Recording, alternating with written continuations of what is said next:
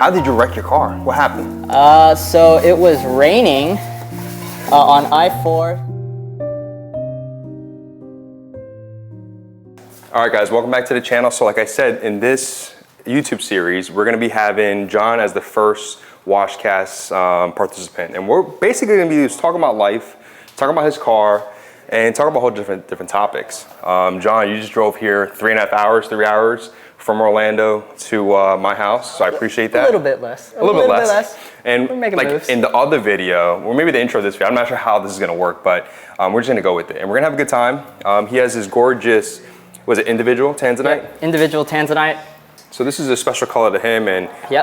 Right now you'll see it's like a dark navy blue on camera. It has a hint of purple. The main thing too is that we're gonna take precautions of washing the car, but actually the car is fully PPF. Yep. Fully PPF by XPEL, and we'll get to it. So the first thing we actually like to do is the wheels, right? Yeah, yep, that's for sure. And special color bronze, special edition, 1 of 2. So you can see like, he has carbon ceramics, right? But the carbon ceramics are no longer carbon ceramics. Yes. You have Ben here. Ben will be on the next episode. All right, so John, while we're having this this wash cast, how long have you had this car?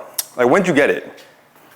I think it was in 2020 when I bought it, because I wrecked my 335, and let's let this sit for a bit. But wrecked the 335, and then had to get something new. I was debating about getting an Audi instead. So glad you didn't, because I wouldn't have hanging out with him. Yeah. I would have just friends him at that. No, it's not because I don't like Audis. It's more because, you know, we're part of the BMW community. You know, I'm sure we wouldn't have met or anything. Oh, but, yeah. you know what I'm saying? It's because we're part of the BMW community. Yeah, I mean, I'm really happy with the M. It was something that I didn't think would be such a big difference from the 3 Series. Yeah. But once you own one, you realize how big of a difference it is and how much better the M's are compared to the regular 335. So.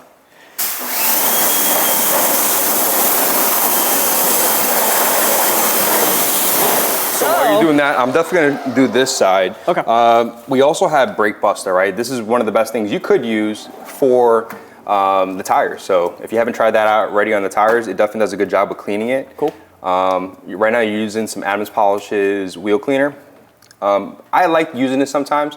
It's really abrasive, but it smells like ass. It smells really bad. So y'all saw me just already wash it off, but I'm gonna spray it again because of how dirty my wheels are, so. Yeah, absolutely. Ben's like, thank fucking God. Bro, I would be doing the same remedy, trust me. So John, you were saying you had a 335? Yep, 335. Was it a M55 or M55. M55. Yep, M55, so it's F30. Okay, so tell the people, my viewers, and obviously your viewers, how did you wreck your car? What happened? So it was raining on I-4 when they were still doing construction on it, so they had like a ton of pools of water. Okay. It was actually, I actually wasn't speeding, which is a big surprise because I normally do speed. And I was coming back from Disney, going home, and I literally turned my steering wheel like maybe 1 or 2 degrees to the right. Yeah. And when I did that, it like immediately kicked the back end out, and I went 4 lanes over into a guardrail, so. So it could have been worse. Oh yeah. Could have been a lot worse. Yeah, it could have been a lot worse. Surprisingly, my airbags did not deploy. I think I missed the sensor. Yeah. Because the guardrail sort of got the top of my hood and crushed it in. Yeah. Instead of like the bumper itself, but luckily I'm alive, so we're here now, and here with the M4. So the brighter side of things, I guess. Did you want a M4 originally? No, I wanted a M3. So like you guys. Because they're the best. Yeah. I don't know, just my personal opinion, because you know how the things are, right? Everybody has their own personal taste and stuff. I like the 4 doors better. I think they insinuate the body curves, the body lines a little bit better. Yeah, so my F30 was a 4-door. So I did want a M3. But at the time, it was really hard to find a manual M3 in a decent price because everybody wanted gold for them. So let's say like the same spec M3, it probably would have cost me an extra 15K. 15K? Yeah. Really? In difference, yeah. So when I found this one, because originally I was like, I can fix stuff on it. I'll just get a cheaper M4. But most of them were pretty ragged out. This one came along in Cape Coral. And I went and looked. It was, I think he wanted 43. And I got him down to... How many miles did you get it with? 50. 50,000 miles. 50,000 miles. And he wanted 43. I think I got him down to like 40 or 41. And it was clean, super clean, full PPF, like was pretty much stock for the most part. Older guy, well taken care of. So I said, screw it, I'll compromise and I'll get a 2-door instead of the 4-door, especially for the price. I mean, 40-something thousand is really cheap for these. I mean, even now they're going for more than that. Yeah, especially yours individual 6-speed. 6-speed's gonna be a little bit more difficult to come by. Yep, and the PPF too. The PPF alone would have been another, 5K if I went and did it myself, minimum. We know how much it should cost, so yeah. Yeah, but your wheels are dirty, boy. Yep. Wheels are dirty. Dirty, but you dirty. daily drive your car, right? Yep, daily the car. That's why it's dirty. Okay. Yeah. So can you tell the viewers how has the reliability of this car? Like, obviously you daily it, right? Have you noticed any major issues, any major repairs you have to do? No major repairs. I think the only major thing that I will have to do soon will be my clutch. And that's just because I'm pushing more power. So that's sort of my fault. Besides that, it's been super reliable. I only did the valve cover because the PCV valves go bad in them over time. And what is the PCV valve for the people that don't know what it is? It releases crankcase pressure from the engine. So if you're ever, let's say, parked still and yours is actually like ripped, you'll hear a squealing noise. It's really loud. Okay. It sounds like there's a mouse in your engine bay just squealing the whole time. And if you hear that, you should probably replace your valve cover. Gotcha. Because if not, you'll start pushing the front or rear main seals out, and that's sort of that's where the noise is coming from. Or you should hit up Ben. What's Ben, that? you should hit up Ben. Yeah. You should hit up Ben at Ben. Was it Fields BMW? You have him service your vehicle and void your warranty.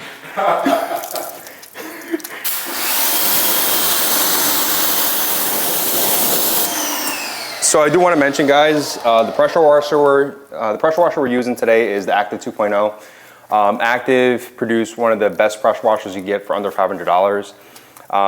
What's so good about this is that if you were to attach a 50-foot hose or a 100-foot hose, depending on how your garage is set up, it's not going to surge. So you're going to be able to use it, no problem.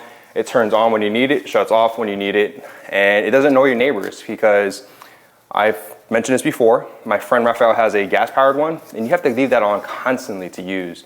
And at that point, it gets kind of annoying. And it smells too. You know, this is electric. And John, what do you think so far? You've used it for the first, couple minutes, washing the wheels, and a little bit we'll attach it onto a foam cannon, and then you can tell me what the real results are. But what's your initial reaction to it? I mean, I'm surprised at how strong it is for how small it is. I mean, it's stronger than my stand-up one, for sure, being an electric. And it knocked a lot of the dirt off immediately on first spray. So that doesn't usually happen with electric pressure washers on my car. So that's already impressive right there. Good to hear, good to hear. And the funny thing is, like I said, maybe in the beginning of the video, this guy just drove 3 hours and his car is gonna be 30 when he goes home. It's gonna be awful. But it's for the experience though, right? Yeah. I'm actually here just to demo his active pressure washer and steal his water. Yeah, steal his water. That's what I'm here for. If you guys do want to pick one up, I have a discount code that I'll list right over here. There's probably more about maybe 10 or 15 left that you could use. I know some of you guys have been taking advantage of that. So it's gonna save you 10% off. So definitely use that. So John, how weird is this, washing the car in the garage? Super weird. Is this something that you've done before? No. I just figured why not, have your friends over, have a little wash. And his car really needs it. His wheels need it. His wheels need it really bad. But so far, you think we're making a mess? No, it's actually not bad, surprisingly. I was thinking I would be ruining the garage? Yeah, ruining the garage. And you know, like, what's so good about using the pressure washer too is that you're really not using a lot of water, you're using a lot less water because it's pressurized water coming out. And I saw my month's water bill last month. It wasn't bad. It was like $50. Oh yeah? Yeah, it wasn't bad. And I wash my car weekly. Yeah. Unlike me. Yeah. He washes his like every 3 months. Yeah. Nah, I'm kidding. Yeah. I'm kidding. Feels like it sometimes. I do know that.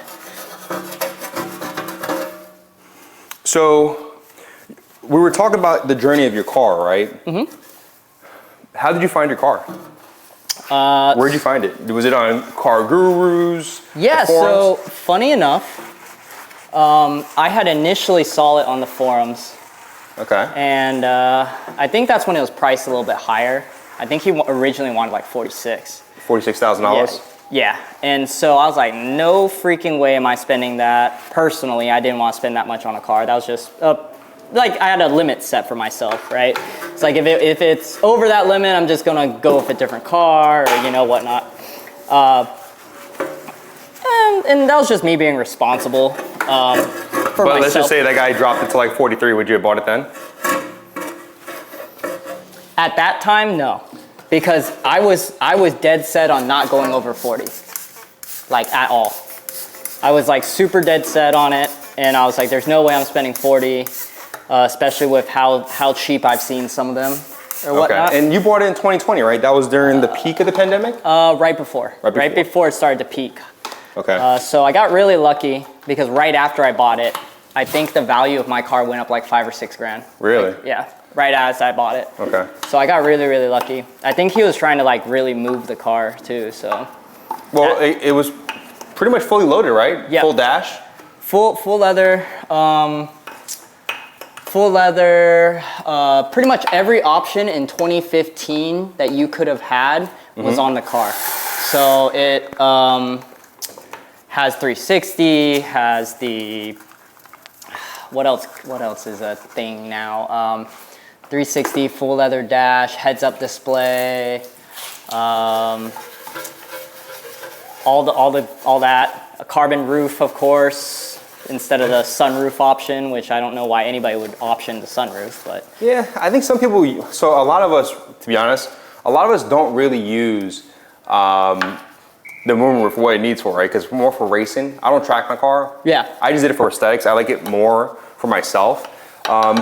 The only way I see myself utilizing the moonroof is I'm able to attach a GoPro or camera on there and point it down. That's the only thing I can see it at.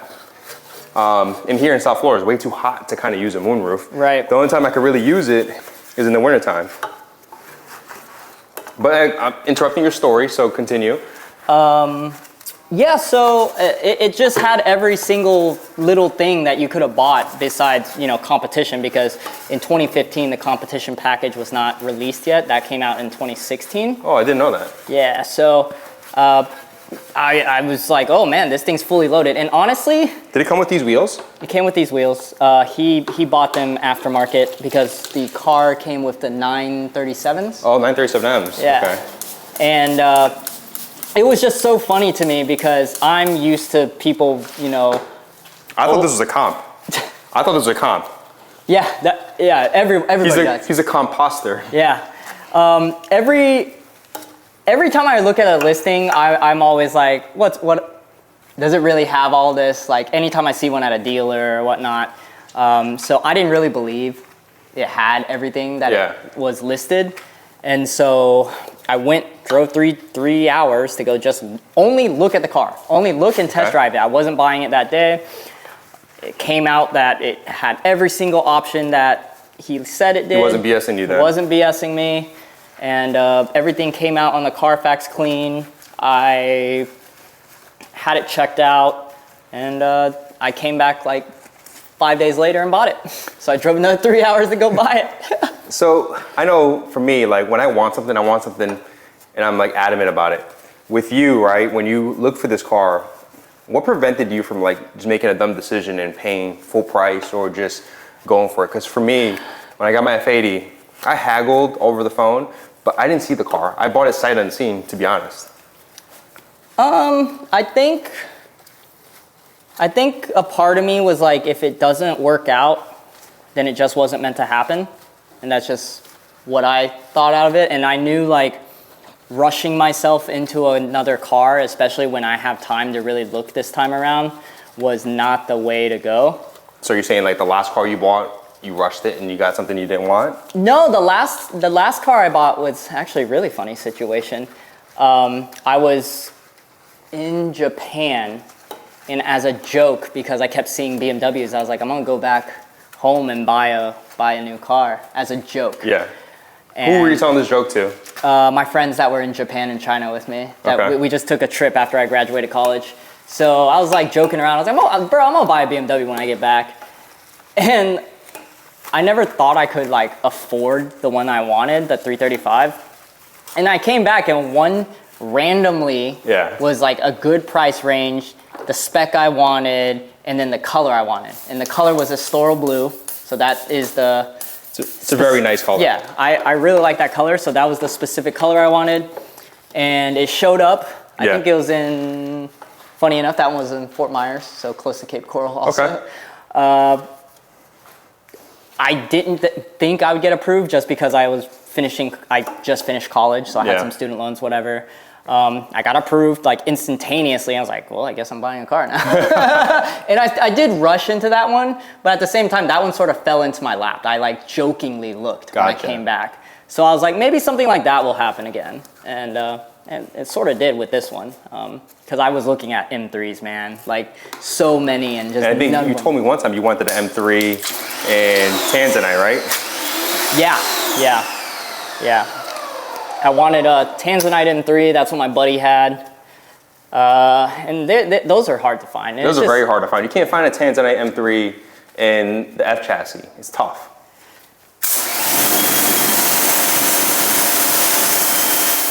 But yeah, that got me into this and led me to meet you and everybody else. A whole bunch of other guys from Orlando. That's it. That's just how the cookie crumbles, I guess. And so a lot of us, when we first buy our first BMW, we don't know a lot of things about BMW. Did you know about the individual and all that stuff? Was that something that you were very versed with? So I knew about it. I didn't know how, I'm trying to figure out the words how particular some BMWs are about the individual status on the cars. I didn't realize that it was as big as it was. I just thought it was like, it's just a special color and it's just called individual because of that. But no, it's actually a big part of the BMW community, like individuals in general. So that really surprised me. So everyone that sees my car, they're like, oh shit, individual Tanzanite, that's sick. And it wasn't even the color I was originally looking for. What were you looking for originally? A white, like white? Mineral white or alpine white? Yeah, something like that. Or I actually wanted like the dark gray color too. But I was actually, looking for white with red guts originally. So that's pretty funny. And now I have another blue car. Another blue car, a darker blue. Yeah, well, it's funny because my two previous cars before this one, both blue. And I was like, the Lexus that was dark blue, which is similar to this color. What happened to that? Oh, I got rear-ended 3 times in a month. Ooh. So that happened, and then my 335. That was the car god telling you to get rid of that car. Yeah, and then the 335 I totaled. And I was like, dude, blue's a curse. I'm not buying another blue car. And then I end up with a blue car. So it was just meant to be, I guess. And this one hasn't been any problems? No. So we're definitely gonna rinse the car. Yeah. I know other people have different methods of foaming it first, but up to you. What do you want to do first? So me personally, I spray it down first and then I'll foam it right after, just so I can get a lot of the dirt off. Okay. Yeah. right, I gotta say, the pressure washer is awesome. It has some good pressure for how small it is, and that's just amazing me this whole time. It's like completely taking away It is most not of the that dirt. loud. Yeah, it's pretty quiet. Yeah. Man, I might be buying one. Ben, we splitting one or what? You guys live together. Absolutely not, because you make more money than I do now. Nah. Technically, I haven't started yet, so I make less money than you. You're going to make more money. Nah.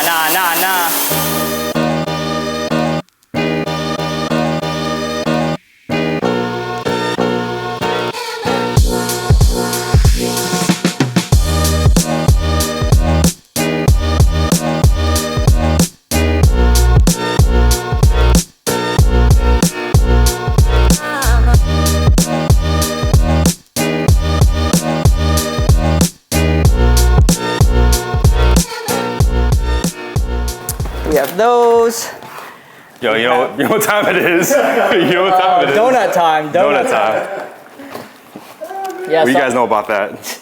Yeah, I'm gonna show you guys. Make sure. He's more gassed by the donuts than he is the washing therapy. Yeah, so I'm a big fan of the Homer Simpson donut, which is the strawberry frosted. All right, so one of the things I wanted to bring up too, and I'll bring up in the other video, is valet, right? So valet as a car guy is probably one of the worst things that we would want to put our car into, right? How do you overcome that? If you had a restaurant, right? Let's say you're going to a date night with you and your girlfriend.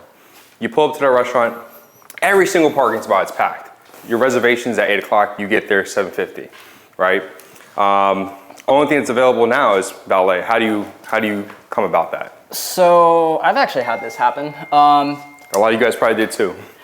When we went to Fogo de Chao, I think. Yeah. And, the one on iDrive in Orlando has like really bad parking, and it's almost like 80% of it's valet. Yeah. So I saw the valet guys, and I just rolled up to them. I was like, "Look, man, like, can I just valet my own car? I'll pay you guys the valet fee. It's not a big deal." He's like, "Yeah, no problem." So normally most valets are pretty cool about it. I'm not sure about down south, but in Orlando at least, they get it. They know that you don't want your car ruined or whatnot. So they'll let you park your own cars. I think there was only one time I didn't, and that was for Ben's birthday. So, yeah. Fair enough. The things you do for your boy. Yeah, some stupid stuff. Yeah, he didn't have a choice. Nah, I could have asked them to park it. True. I just didn't. So John, like in life, right? So everybody gets motivated by something, right? What motivates you in life? Like in order to strive better, maybe personal finances, cars, career paths. What motivates you? What's your igniter? Tough, right? Tough question to ask. That is a tough question. I think before, I would say my parents never grew up like rich by any means. Okay. Technically, I guess we would be, when we grew up, we would be more on the impoverished side. So for me to see like their friends or like people in general have those nice things, like I think it was just one of those, oh, I want to strive and put myself in a better position to where I can afford those things without issue. And I would never want to put, like if I eventually have kids, to put my kids through a situation to where they couldn't have those like luxuries in life. Yeah, the simple things in life. Yeah. And so I think that was a big driving factor for me. And What part of, so where's your family from originally? Taiwan. Taiwan. Yeah. So they moved here, they opened a restaurant. And I don't know about you guys, but the restaurant business sucks. Like you're always open, so you're always working, and the profit, at least back then, the profits are not that high. I mean, nowadays, I think more people understand how the service industry works, so they're more likely to tip or pay better at this point. Yeah. Whereas back then, I mean, they moved in the 70s or 80s. And then you came straight to Florida? Yeah, I think so. I think You better know your history. You better know your ancestry. I think they came straight to Jax. So they were at okay. Jax, and then we went to Polk County, then we went to Lake County. And again, like in Lake County, for you guys are into Obsessed Garage, that's where OG headquarters is. Yep. So that to live through like a restaurant business, like in Chinese restaurant business at that, and you know, like where they're charging like $5 for a plate, dude. Like, Yeah. that's nothing. So you're not really having high profit margins in general. And you know, they struggled a little. So again, not being able to have that as a kid sort of made me try harder later down in life to be able to get these things, like a nicer car, or end up, you know, possibly getting like a Porsche someday or a big house, like Ken's house. It's not that. You want to see a big house? A BMW attic? Walkley's house? Huge house. Huge house. Makes me look like I live in the slum. But I could definitely resonate what he just said. So my father came into this country when he was 16 years old. Came from communist Cuba and came with nothing. You know, came with like 60 bucks in his pocket. We had family here, and he was working in the restaurants, washing dishes, using the same socks. We didn't come from money either, you know, and my dad busted his ass to give what we had growing up. And it was motivating seeing him do that, because today it motivates me more to be able to give him some of the things back, or be able to provide my future kids with a lot more than what I had. Yeah, I would not personally. It's funny. It's tough. It's a tough business. Yeah, I would personally never get in the food industry, restaurant business, unless I knew for sure that I would be fine if it like wasn't doing well. There's no way I could consider doing or like putting money into that. It's different too, because like, you know, nowadays you could open a restaurant that's a fusion, right, and do pretty well. But like, Yeah. I'm sure your parents' restaurant was like a Chinese restaurant, right? It's a normal Chinese restaurant. My father was a Chinese restaurant with a little bit hint of like Cuban in there. So yeah, same thing, you know. But the ones that are doing it, grinding every day, hats off to you. So let's talk about your mods. So we can see that your car's lowered. You're not monster truck high like me, right? So what else have you done? Lowered, mid-pipe, we sort of went over that. Mid-pipe, exhaust, downpipes, flex fuel tune. The cage is the big one that I'm sure everyone notices right off the rip. Shifter bushings. I did the retrofit for the AC controls, because in the older models, the AC control is like really ugly. Oh, the 2015s? Yeah, so I did the LCI upgrade for that. And what else have I done? Like I said, the emblems, I got a fire extinguisher just in case. You can never be too safe. Ben, you know some of my mods. Am I missing stuff? I feel like I'm missing stuff. Talk about spacers. Spacer, Yeah, what's your spacer fitment? 15 all the way around with Future Classics. And yeah, they're good. Oh, I have top hats, I forgot. I have Vorschlag top hats for more camber adjustment in the front, because I was out of spec with with how low I am. Mm-hmm. And I don't know if you guys know, but like being out of spec sucks for your tires. So I got back in the spec with the Vorschlag top hats. And then I also have fall line toe arms in the rear to help with the toe adjustment, because I know it's, with how low it is, it's hard to get it in a line. I think Ben had an issue trying to align my car.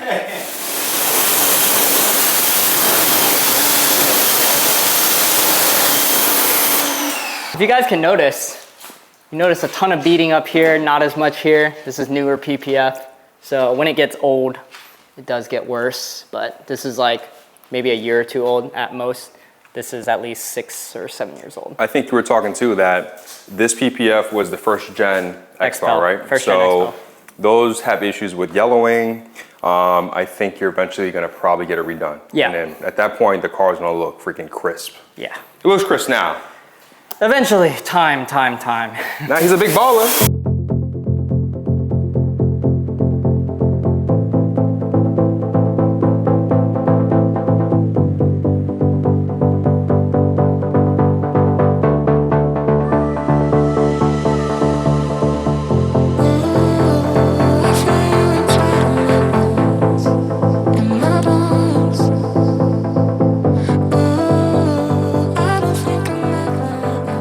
All right, so we just basically finished washing, or I did his wheels and helped out here and there, but we just finished washing John's car. Again, it's his Tanzanite Blue F82 M4.